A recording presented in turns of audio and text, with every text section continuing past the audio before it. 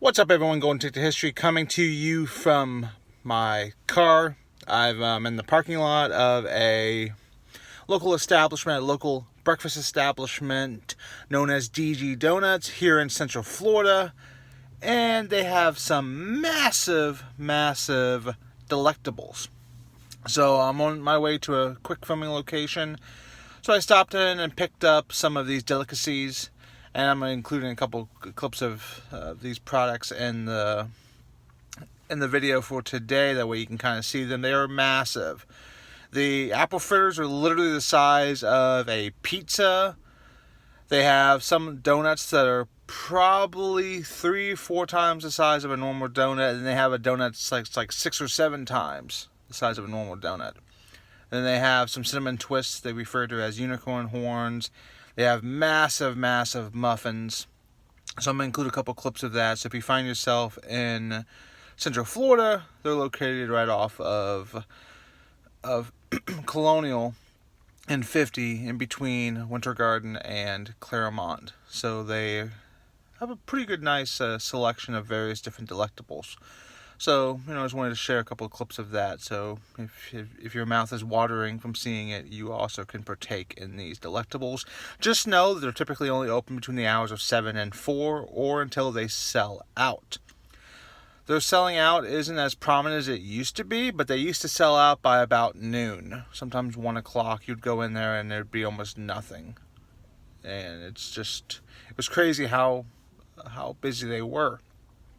So I just wanted to show a couple clips of that as well to include with this video. Now we're on to the real location.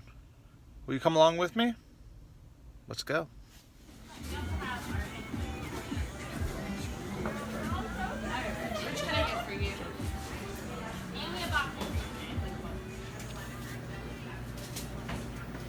For the unicorn. This is what the front of the establishment looks like if you're thinking about taking part in the DG Donut festivities. Now let's get on to our next... Okay, so the location of today is right in front of me. Right in front of me is a big brick wall. Looks kind of like a compound, because at one point in time, it kind of was. This property was owned by a gentleman by the name of Khalil, I believe is the correct pronunciation, Bin Laden. And if that name has you pondering, then your pondering would be correct. Khalil was a brother of the architect of the 9/11 terrorist attacks, Osama Bin Laden.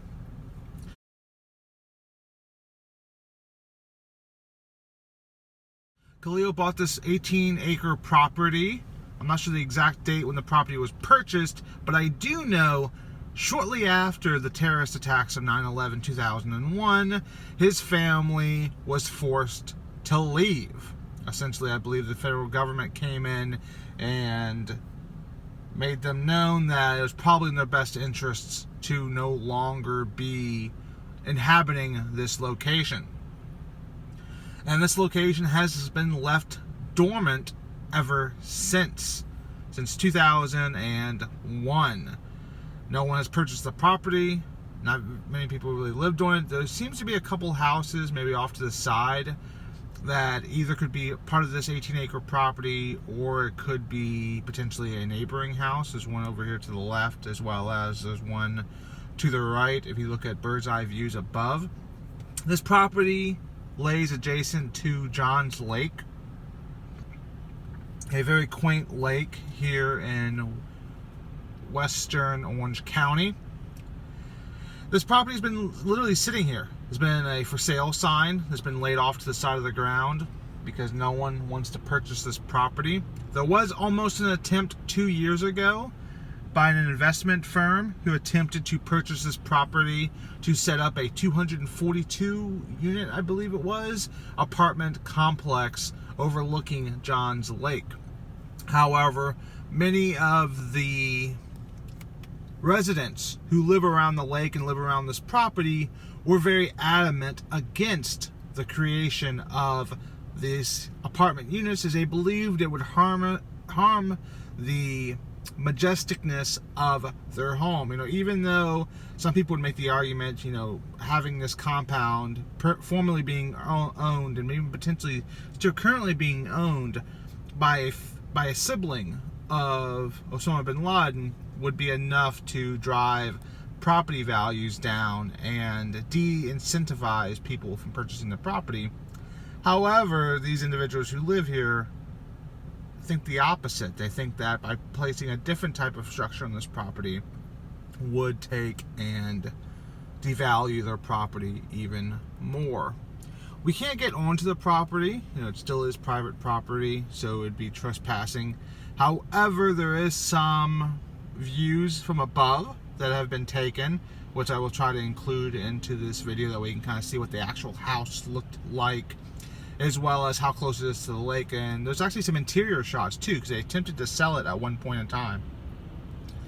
So there is some interior shots of this house that I'll include as well. But it's just quite interesting to think that of all the places in the entire world, a sibling, a brother of arguably one of the most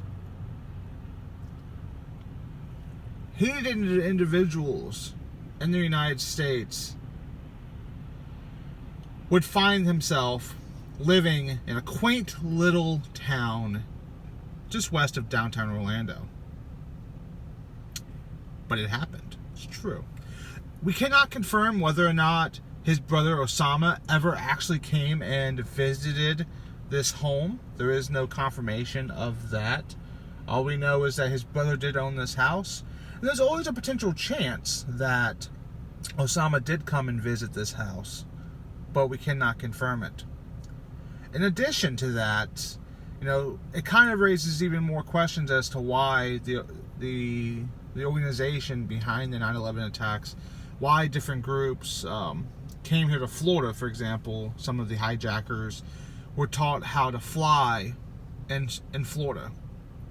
So it kind of raises the question, maybe these individuals were staying at this compound prior to the...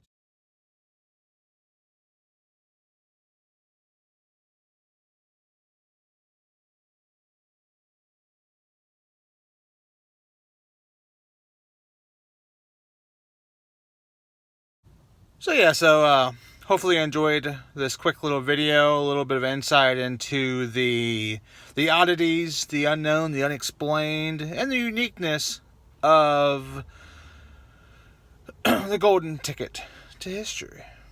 So, as always, continue to look for the history in film, in life. Till next time. Catch you guys in the next video.